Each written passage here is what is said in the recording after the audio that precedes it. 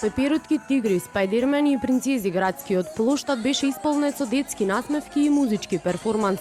Најмалите највесели, маскирани во омилените ликови од цртаните филмови, парадираа и уживаа во денот на шегата 1 април.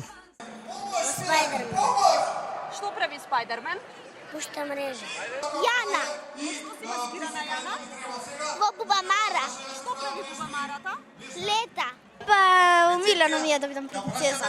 Јас сум Ајромен. Ќе ни кажеш ли во што си маскиран? Да. Во што? Во Капетан Кук. Браво! Што прави Капетан Кук? Лови крокодири. Зошто ја одбра оваа маска? Зашто сакам. Со искрени детски насмевки уживаа и родителите. На бината пак атмосферата ја разбавуваа деца од фолклорна и балетска секција, децата од Златно Славејче и танцови групи од основните училишта од Скопје и од околината.